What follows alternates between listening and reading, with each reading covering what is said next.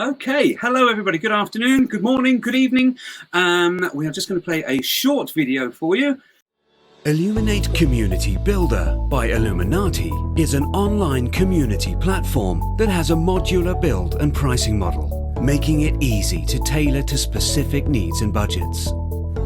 Each module allows different functionality, such as group management, including mentoring and support networks, LinkedIn integrated profiles, or event marketing.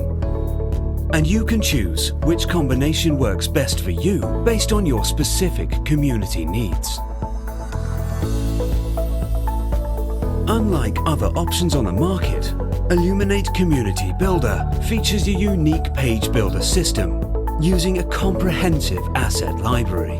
This allows you to modify all aspects of the design and content, offering virtually unlimited flexibility, making sure the platform can grow with your evolving needs. As an administrator, you have access to a suite of tools with which you can oversee the management of your community, run reports, analyze data, and gain a deeper understanding of user needs so you can optimize your community engagement.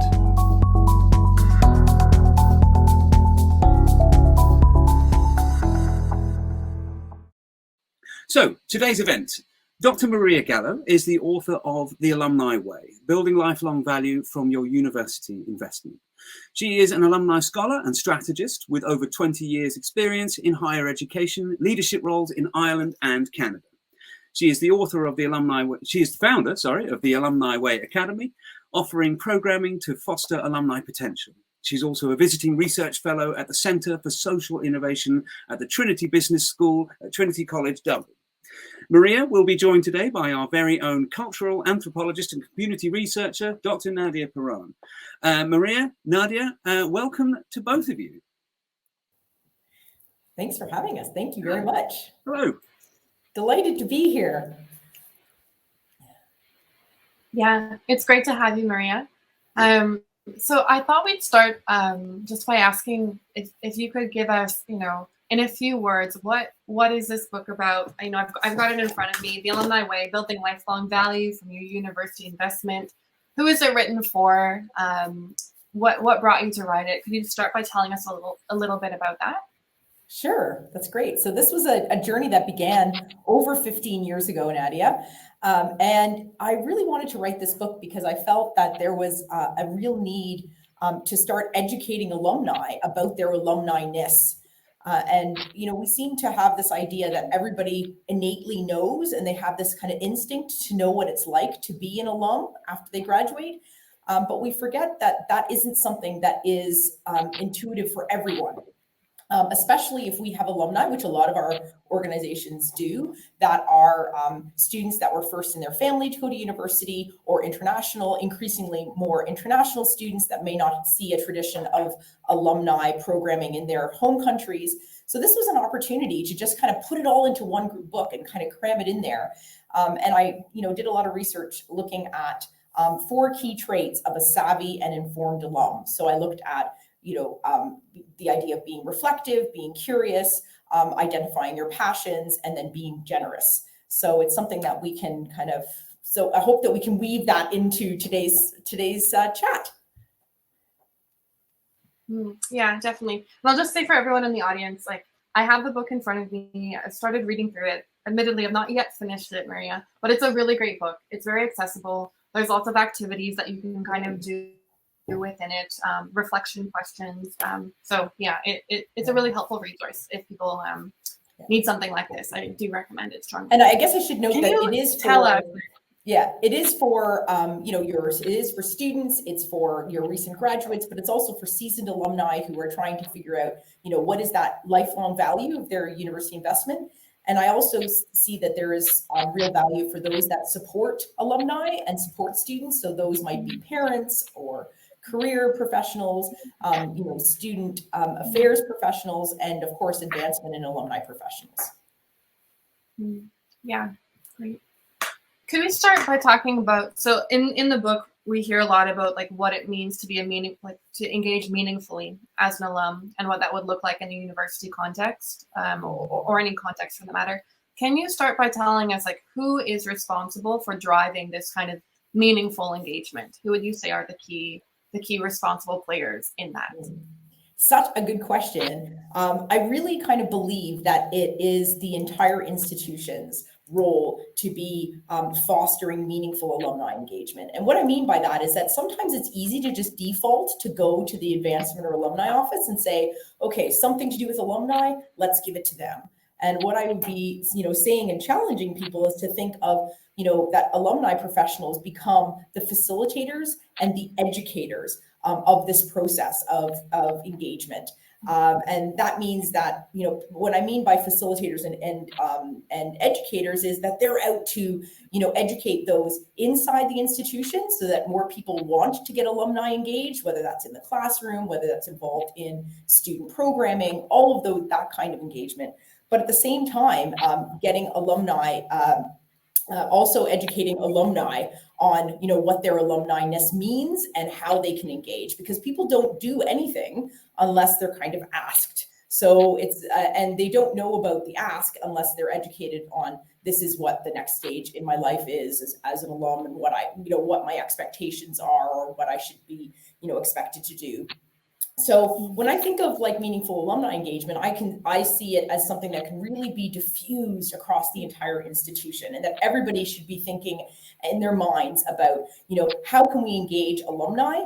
How can we get them involved? Because these are the embodiment of our institution's values. So we should want to, it's in everybody's vested interest at the institution to get more alumni meaningfully involved in university.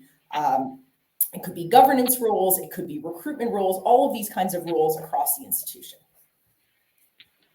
And how is it that alumni, so the way that I'm hearing the answer to that is, there can be a lot of people within the institution who are responsible for kind of creating that invitation to alumni.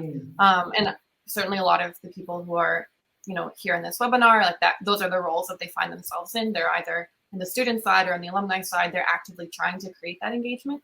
How does it work on the alumni side? Like, how can alumni be partners in that engagement? Because I think like sometimes people can give out these invitations for alumni to engage, and they're sometimes wondering like, where are we going wrong? Like we're inviting, and we're not getting as much engagement as we want. So how does the alumni actually respond? Like, how do they become a partner in that engagement? I really believe, Nadia, and to the group, is that it has to start and setting a tone very early. So it is something that has to be a planted seed from the moment that students arrive on campus, or once they start classes, once they're connected to the institution or registered, that this is something like, I talk about in my book, this idea of alum from day one. And if we kind of create a culture where students are seeing alumni, that they see how they're being involved, that later on it becomes this kind of thing like, oh, I got helped by alumni. Now it's my responsibility to also give back because I, receive value, from those touch points and those engagements. And so that's the kind of, if, I was thinking about, meaningful engagement and thinking about, where to start, I would be thinking, strip it all back and think like, what is the student's first connection with alumni in your institution? So think about what that might look like, or what it does look like, and what are those touch points, those kind of very purposeful touch points that students are seeing and kind of engaging with alumni throughout their entire life cycle. And if you're interested in kind of seeing about what a life cycle model might look like, I mention in my book, but you can go, directly to the website, is looking at Professor Jessica Vanderlely's engaging alumni schedule. So she has something where she's looking at the student life cycle and how alumni can be involved from even before you get students in the door, straight through the entire student life cycle and beyond.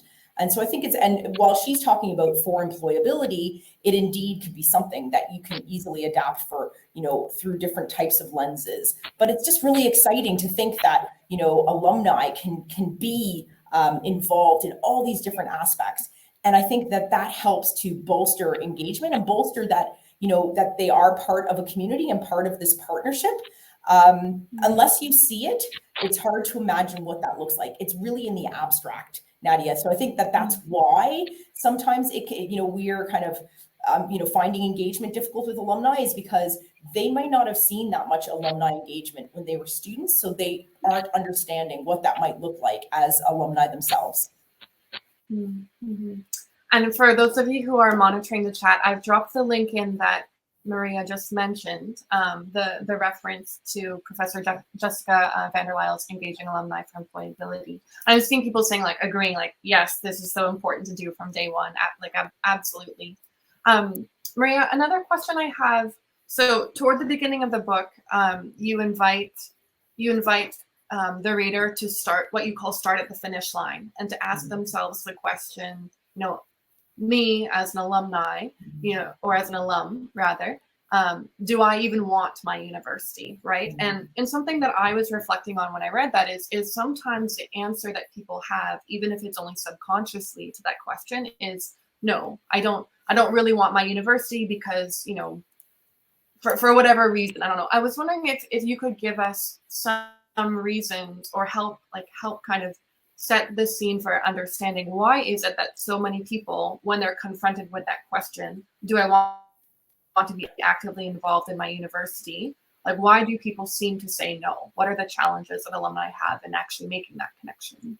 So, yeah, that's great. It's a good question, Nadia. And I think it really starts, I kind of been thinking a lot about, it's almost as if it's a little bit of university fatigue. It's not something I talk about in the book, but this kind of model I do talk about in my book. And it's this idea that, think of all of that investment that people have top loaded before they even gone to university. So people are making choices about, about their future higher education careers and their lives when they're as young as, toddler age, the kindergarten age.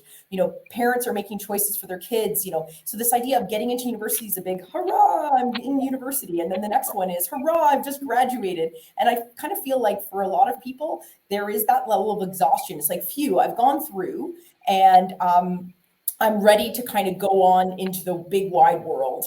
And there isn't any thought of, it's like, well, university has served its purpose. And so for some people, the purpose is getting the parchment. So the purpose, but what I would be arguing is the purpose isn't the parchment. The purpose is about the kinds of networks and the kinds of connections that you have for life with your alma mater and with your university, and how valuable those are, because you can go through that journey. And even if you didn't have a good experience, and this is something I can talk about a little bit later, but even if you didn't have a good or positive student experience, it doesn't negate the kinds of connections that you can have later on as an alum. So I think it's just for people to understand that the graduation isn't the end. It's actually, so you're starting at the finish line, as I say in my book. It is starting at the finish line, and we need to kind of, I guess, allow students, turned alumni, to understand that, this is now, this doesn't have to end, and that there is so much more that they can actually connect with that will actually benefit them. I think there's also this perception that a lot of it is to benefit the institution, because people have positioned and coupled the word alumni a lot of the time with the word fundraising. So people then sometimes think, oh, well, this isn't me. I'm not going to give, I'm not, going to be a big major donor to the university. I'm just a little, new graduate. What could I do? And so it's about kind of reclaiming that word and saying to alumni, no, it is you. You are an alum. And this is what you're part of an alumni community. And this is a community that you have for life. And you can connect with thousands of other people that have had the same shared experience as you. Yeah, there's a great, in the foreword of your book, written by J. Kelly Hoey, there's this great kind of depicting the scene of someone going to alumni reception and almost being fearful of, when is the moment that they're going to ask me for my money? Like, I've got to run away from here before that moment happens. So I think this came up in the webinar that we had last month as well, is that in a lot of our minds, when we think of alumni relations or alumni engagement, we can think of, I'm going to have my money asked for, and like that's it. There's kind of no engagement beyond that. I wonder, what is the advice that you have for people who are trying to change that narrative? Like people who want to engage with alumni for more than just, we can't get away from perhaps the request for donations, which I think we could return to when we speak about philanthropy later. But I think we're getting the sense from a lot of alumni relations that that's not all they want to be doing, right? They want to engage alumni in more than just a request for funds. So do you have any examples from your research or kind of top tips that you can do for people who are trying to cultivate a relationship and engagement that goes beyond fundraising? What would that look like? Yeah, I mean, there's so much there, Nadia, that, you can kind of unpack. And, alumni relations, it doesn't have to be, and this is maybe sometimes where I might differ to a lot of my other counterparts, advancement and alumni professionals. I really do believe that alumni relations in and of itself is very powerful and very important.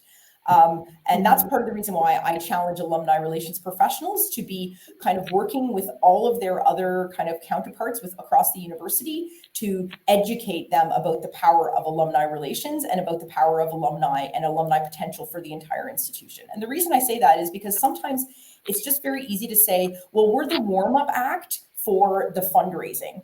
And I don't believe that that's actually the case, nor should it be the case. But what we should be saying is this is one of the options on how people can be philanthropic to the institution. Like I said, we'll be talking, I think, a little bit more about that. What does philanthropy really mean? But I think that, alumni relations has a lot to offer. So there's this kind of prospect of making the ask a mutually beneficial prospect and a mutually beneficial proposition. So we need to ask ourselves, if you're an alumni or an advancement professional, or if you're working, maybe with students transitioning to becoming alumni, is that question of saying, well, how are alumni, what are alumni getting out of this experience? So what's the impact on alumni? Yeah. And I think that's a really important one, is to think about, what are they going to get out of it? The what's in it for me factor. So I think that's really important.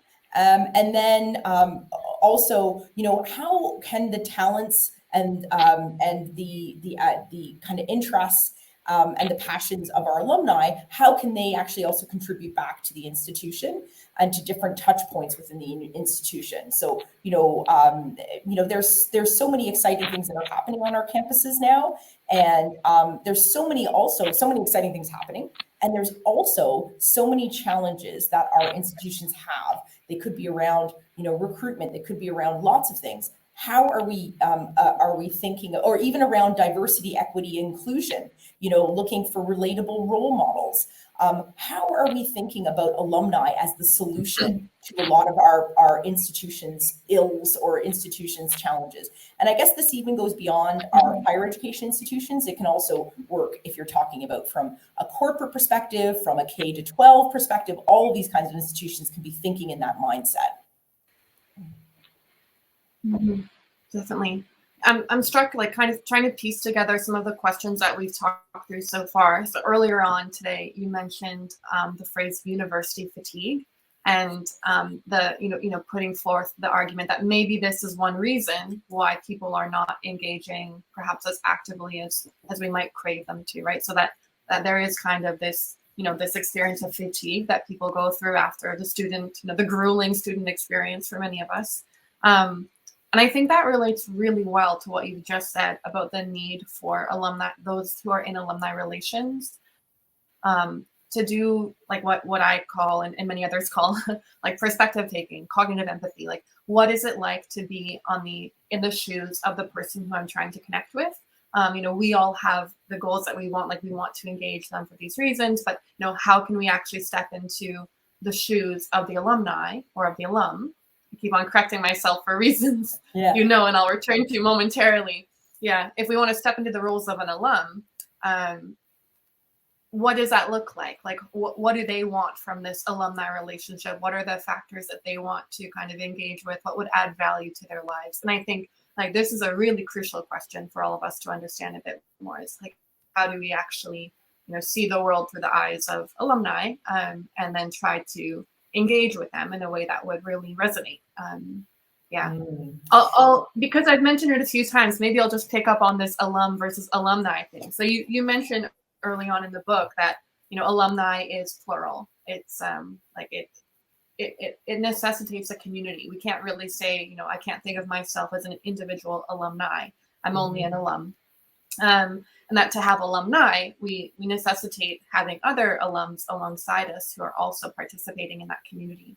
I wonder, maybe like referencing to your 4 traits as well, this reflection, curiosity, passion, and generosity, like what do those traits look like, and how do we kind of come together as alums to form this alumni community? And I think that connects so well to thinking too about, how they become partners. And to me, that was part of the reason, it's called the Alumni Way, because it's this idea of taking people on a journey. So we're taking our alumni and the alumni community, each individual alum, but also the alumni community on a journey to be thinking about these 4, key traits of being more savvy, being more informed, and to kind of maximizing the benefit of their alumni experience throughout their lives.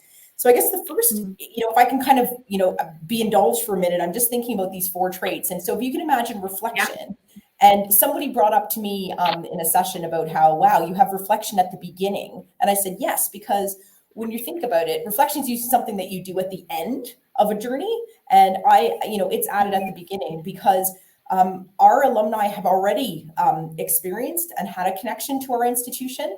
They've already kind of had this shared experience. And we as professionals in the institution, I would be saying, well, what are we doing to enable our alumni to have reflective experiences so they can think about the experience that they've had, and instead of just saying, oh, I had a really good university experience or I had a bad one, what kinds of experiences are we putting together in our institution so that they can be a little more depth in that reflection, so that they can kind of be thinking about, well, what was that experience really like? What did I learn about myself? And this is the whole thing where I talk about in my book about Carol Dweck's growth mindset, this idea that you're constantly learning throughout your life, and that, you're learning from even your failures, but as much as you learn from your successes. So that's why I do believe that things like mentorship programs involving between alumni and students are so powerful, because alumni, especially the most recent alumni, this idea that we have to wait for a while to get them involved in mentorship, I think there's no reason why right from the cusp of when they're graduating, they have a lot to offer students because they have this fresh experience that they can then be reflecting on. And that's really powerful, because as they reflect on their experience, they are providing that to students, and students can ask them questions, and that allows them for more and more reflection. I also just love, there's an example that I stumbled across that I really love from Northwestern University, and they have something called the ALL program. And it's the Affinity Leaders and Learners program, mentorship program that they run. And it's a tailored identity-based mentorship program. And I just really love that, because the idea is that they've brought together Black, Asian, and Asian American, and LGBTQ plus student communities and alumni together to have this kind of mentorship experience, so that people that are having shared experiences, not just at the institution, but other types of identity-based shared experiences or affinity-based ones, can actually start reflecting together about this experience and start to think about it in a more deep way. So I just really love that idea about creating those points for reflection. And as they become more reflective, you kind of hope that then they're going to get onto the next phase of the journey, which is looking at their curiosity, and allow them to start to become curious, our alumni to become curious about how their alumni status and their alumni identity. And I know you've had Jay Dillon speak to you, I think, already about alumni and alumni identity, how you internalize your feeling as an alum.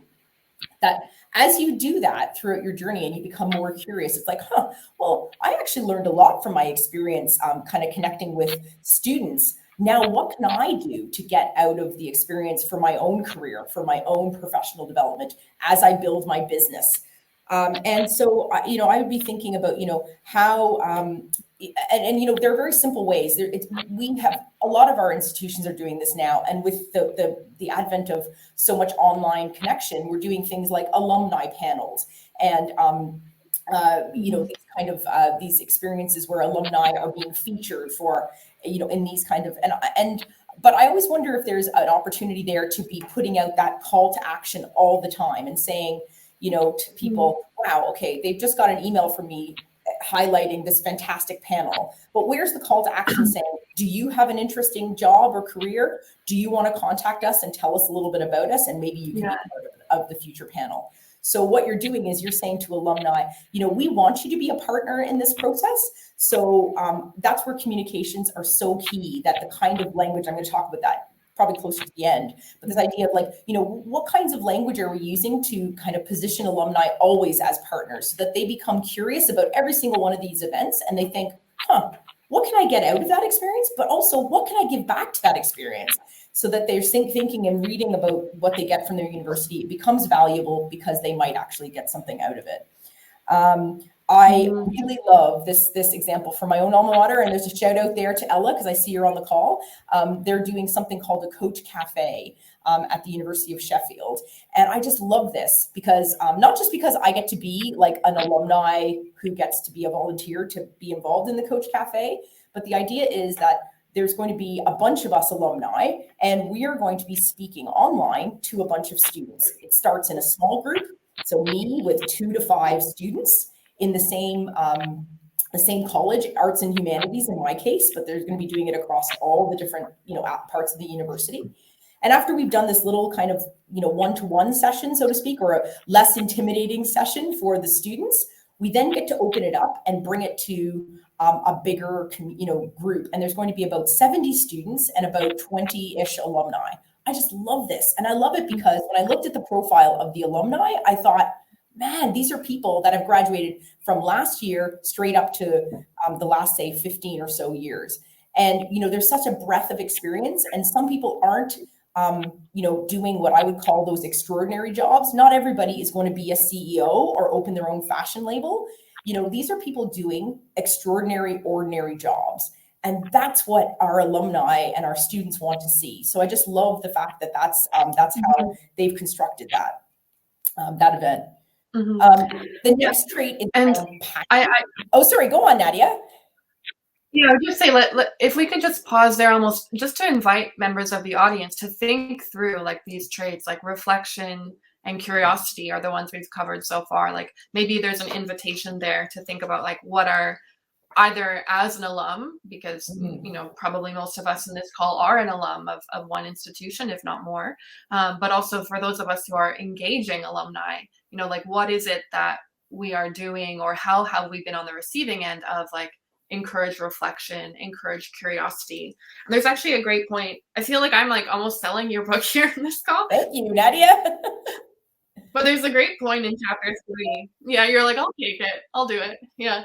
In chapter 3, where you actually have a list of questions that we could ask ourselves, like in the act of graduating, mostly around like, well, what do I actually want from this institution? How could the university give me lifelong career support? What are some of the biggest challenges I might face that I might, or that our society might face, that I could actually see myself contributing to? Could I use the university in a kind of toolkit as a way of climbing on board and contributing to those challenges? I think it's great for us to be kind of using this template you gave of these 4 traits to think of like, how are we, either as alum receiving or engaging with alumni inviting, how are we being a part of the alumni experience as far as reflection, curiosity, passion, and generosity goes? We've covered the first 2, but maybe just with that invitation, you could go on and talk to us about passion. Like, what does it mean to be passionate alumni? Yeah, sure. And you kind of bring a really good kind of segue into passion, because, a lot of the times our alumni are obviously of all different ages and stages in their lives. And so for some of our alumni, they may be already past thinking about building their career, and they could be beyond that, or each one of us also has so many other dimensions in our life, which is what I talk about in the book too, is about the different dimensions that includes, our interest in our well-being, our interest in lifelong learning, all of those kind of things. And what are the ways that we can actually foster that? How can we, and I'd be challenging all our institutions, everybody here, to think about, what's already being offered at our institution that is something that alumni can kind of hook onto, that kind of links to those areas of well-being, of those areas of lifelong learning. But I also just love that there's a lot of things that, our universities are doing, like around the areas of sustainability. A lot of our institutions are interested in, a lot of our organizations are interested in building in sustainability in our organizations, and not just because of the sustainability rankings, but because it's something that they want to do. So, how do we involve alumni? Alumni have a lot of experience in these areas of sustainability. How are we bringing them in on the committees? How are we bringing them in as guest speakers to groups of faculty and those that are sitting around talking about sustainability on our campus? And, inspiring our students to talk about, what they're doing around areas of sustainability all around the world. And they're bringing in their passion for what they're doing, and how we can infuse that passion and actually draw on that passion to be able to help our institutions. And it also just gives people that sense of self, feeling good about themselves too. And I also just, would challenge, I love how a lot of universities are looking at things like Global Goals Jam. I don't know if people are familiar with this idea, like where you're going and looking at the sustainable development goals, and actually you get a group of people together, alumni, students, get them all around a table, do some design thinking, and you can actually sign up your university to do something where there's a toolkit provided by the UN where you can actually do this. And equally around hackathons, where we can actually bring members of our community together. That is a form of engagement, and it's engagement around something that people are already passionate about. And this all connects to the fourth and final trait, which is around generosity. And to me, that's the real crux, is about, how we get involved, how our alumni get involved in all aspects of philanthropy. The idea of your time, your talent, your treasure, which of course is the money side, but also their ties. So how they're giving back of their networks and their connections back to the institution. So it becomes this kind of incredible cycle. And, what are we doing around fostering all of those aspects of philanthropy, and that they're all equally valued by the institution, or they should be equally valued. And that, part of what I would be saying is really valuable is this idea of, what are we calling? How do we position our alumni, at that stage of them giving back and their generosity? Are we just calling them alumni volunteers, which is completely valid?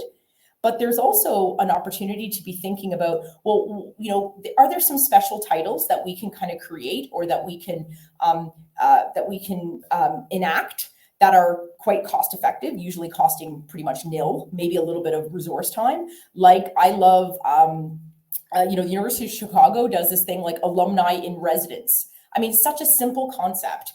But the idea is that there are alumni that they have valued to the point where they have certain expectations that are agreed that alumni would get involved as an alum in residence in a particular area or faculty. I just love that idea, because we're then saying, well, these are people that are highly valued, and they are partners in our process of learning within our institution. And another one, which is very similar, is one that Nottingham Trent University does, which is around alumni and industry fellows. Just recently, I think they merged it from being alumni fellows to being alumni and industry fellows. And the idea is that once you have done a certain number of hours of volunteering within the university or the business school, that you get to have this title of alumni fellows. And I just think that that's a really powerful way of showing. And it's not so much about gamifying per se, but it kind of is. But it's also just the opportunity of acknowledging their value to the institution. I had the pleasure of meeting an alum doing some incredible work in India. And he graduated from a university in Ireland. And he was saying to me that he's working with a nonprofit that he established. He works with farmers, and he is doing work that is looking at environmental sustainability across India and across a lot of the global south, which is really powerful work. And he said the one connection he wanted to the university was something where he was something like an alumni fellow. That's what would be a powerful credibility for him, and a way that he could give back to the institution, because he's been given this title. He doesn't want money, he doesn't want anything, but he just wants a way to be able to give back, and to be able to get some kind of acknowledgement for giving back that is powerful for his nonprofit. I just thought that was really powerful. So I don't know if that's really, it's something that we want. If we want to cement engagement, then we need to be thinking inwards about what we're doing around these areas of reflection, having points of curiosity, how we're, building the holistic view of our alumni through their passions, and then, you know, those points of them being involved in generosity. I know that's a whirlwind tour, but basically you've had like a whirlwind tour of the book in some ways. So I hope that that's helpful for you to think about how you would unlock engagement as alumni, as partners. Yeah, this is really helpful. Thanks so much. We've got quite a few questions that have come in from our audience, so I think I'm going to bring our attention there. Great, good. So just for everyone in the audience to know, there is a chat area that you can add into, but there's also a Q&A area where you can put in a question, you can upload a question that is already there, and such. So we'll start with the question that's coming from Melissa. Can you give any suggestions for using tools like WhatsApp or anything similar to engage and communicate with alumni in ways above and beyond traditional emailing, which Melissa is saying is often proving ineffective? Hello, Melissa. Yes, nice to see you. I'm glad you're here. Yes, of course. You know, it is about thinking about bringing, going to where your alumni are. And if you know, WhatsApp is one way to be thinking about where your university alumni are. The other one, of course, is like, you know, I know that there's some successful examples, which is the equivalent of WhatsApp in Asia is WeChat, and those that use WeChat, and they use that quite successfully. And I think what's really powerful about those tools is how we can empower our alumni to help be the moderators of those kinds of tools.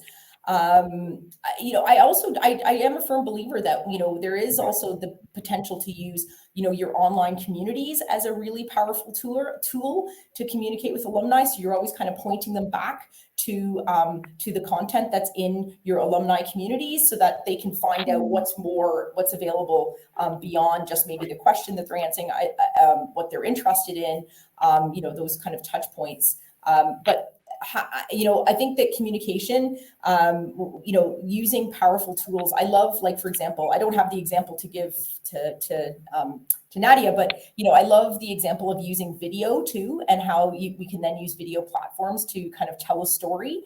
And I know that Erasmus University Rotterdam does some really incredible videos. They're really worth a watch. And, you know, we're talking like less than a 5-minute video, and they've just told the story of alumni. And these are really powerful ways that you can kind of, you know, couch an ask or a call to action, and then, you know, kind of give them like a kind of underpin that and have like a foundation from a really powerful story, so that people feel inspired, and then they feel that that call to action is something that they want to do. So you can kind of communicate that through those that follow through social media, you know, TikTok, even if they're very short videos, but also maybe even making connections through those kind of WhatsApp or WeChat type functions. Yeah, great. Another question is, how do we work with current students to make them a part of the future? And I think this is especially pertinent because some of the members of our audience are actually working in the student engagement side rather than the alumni relations side. So how is it that we work with the current students to kind of bring them proactively on board into becoming alumni? It's a really good question. And I think it's just about raising their awareness and also raising those touch points. I talk about in my book, and you probably maybe didn't, you know, see the reference of it, Nadia, but I talk about how on my first day at the University of Toronto, they brought Margaret Atwood to come and speak to us at the university. Brilliant. I was 18. You know, it was really nice to see her there. But, you know, this idea that they really kind of were very purposeful on thinking about how they were integrating us as new students in with the alumni. And I think that those, you know, it's about thinking about what those touch points are and having and planning for them very meaningfully, and involving alumni in a lot of that alumni education. And it doesn't have to be done from the administrator themselves. Get alumni in, get them in to talk about their experiences, and let them to kind of, you know, do the work for you, to get them involved in student experience work, get them involved in student experience committees. I think there's also, like, you know, and also students too, get students and alumni to get involved in this. And that allows them to understand the underbelly of what happens at an institution. Like, we forget all that underbelly that happens. And this is a really powerful experience for our students. it's also powerful credibility and powerful experience for our alumni. So having them and inviting them to be involved is great to help to start that process of going down the line of supporting students to become, savvy and informed alumni. And, I think it's just like that. How do you embed that as being part of your planning? That thinking of them as future alumni is something that you do from the moment that they start. And how you build that through. And I know that there's a lot of things like common reading programs or freshman reading programs and such that happen, capstone courses, etc. And, I'd be saying, well, what kinds of things can be done to make those interactive programs that involve thinking about what life will be like after graduation. Mm-hmm.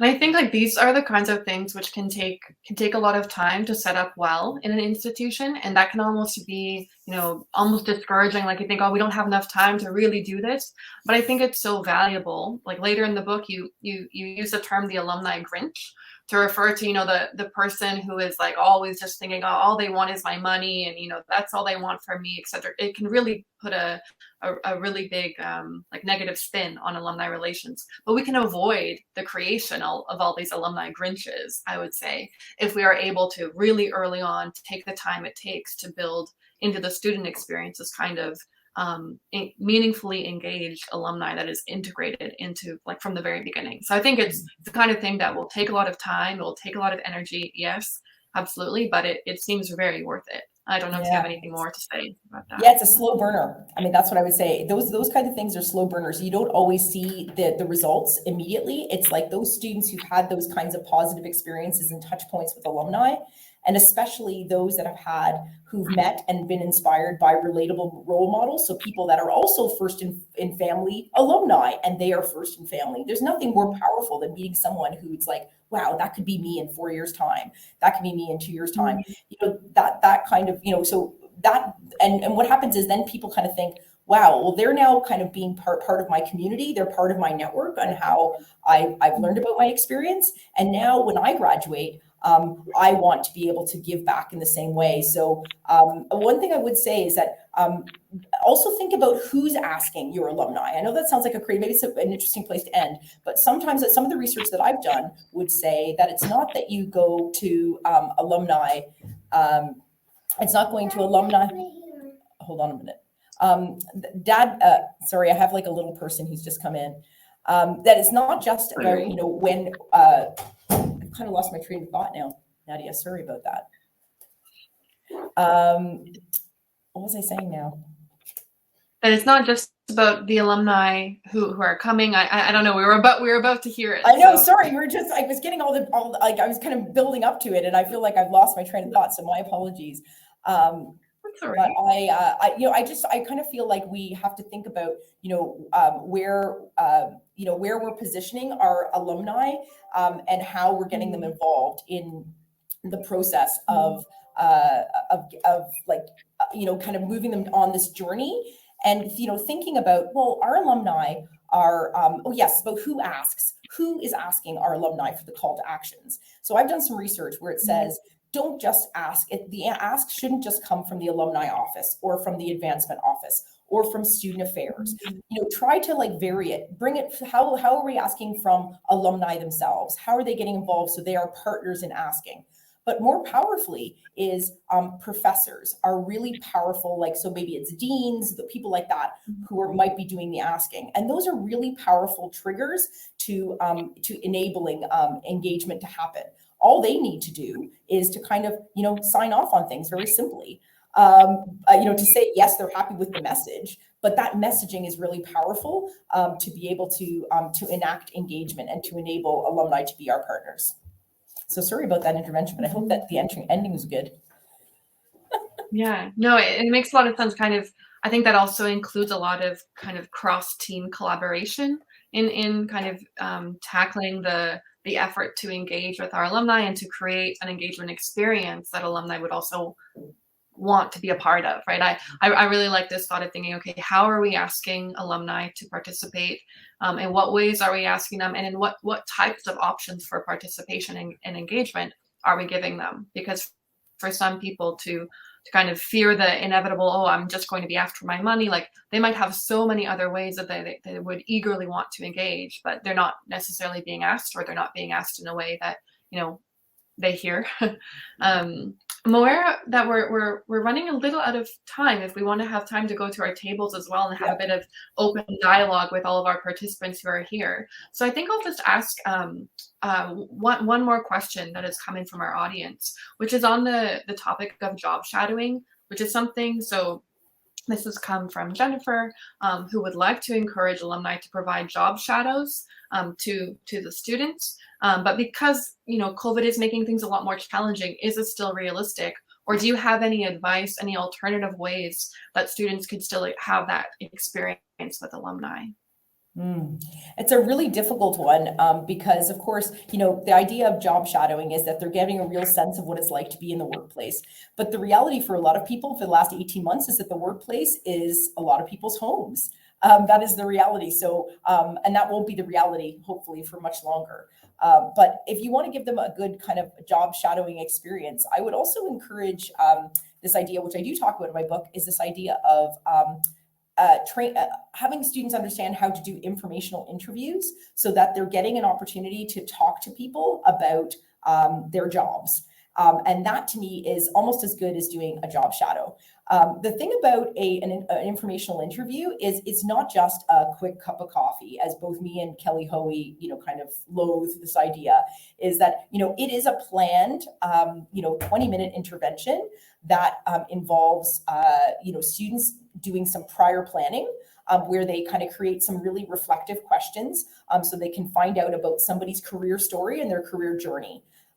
That's more than just what you see on LinkedIn. What you see on LinkedIn, you can read on LinkedIn. You want to find out, how did they get from graduating in the same degree as of that student to getting to where they are in their career today? What were the challenges? What did they face? How did they get there? And to me, I think that could be a powerful short-term solution.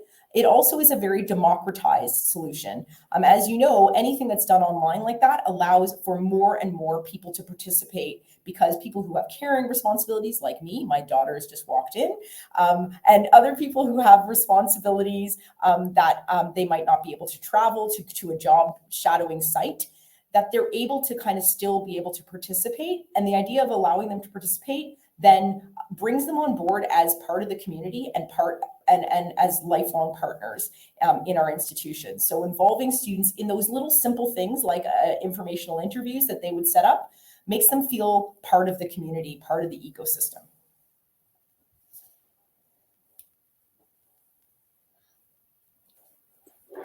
That's great. Thank you so much for the answers to all these questions. I found it fascinating to listen to you and learn from you. So thanks so much. My pleasure. Hi, Alistair. I'll turn it back on over to you. I am back. Thank you. I've been sitting in the backstage for this. Maria and Nadia, thank you so much for giving us your time this afternoon. It was a really interesting event. We have recorded the event for anybody that would like, and as soon as we have prepared it, we will put it on our website. Maria's book is available online and in all good bookstores, obviously. There it is. There is a link posted in the chat to the alumniway.com. Just another reminder that please just take 5 minutes, head over to our LinkedIn page. We are running a quick poll about community management. We'd like to see what your pain points are with community management. And for now, we are about to end this session. You will be thrown out into the digital table section. If you'd like to have a chat with Maria directly, please do click on a chair. We also have some other tables there just for networking, or if you are a client of ours and would like to speak about the platform, or if you would like to know more about the Illuminate Community Builder, please click on one of the tables and we will connect with you again soon. If you found this video useful, please remember to like, share and subscribe to our channel.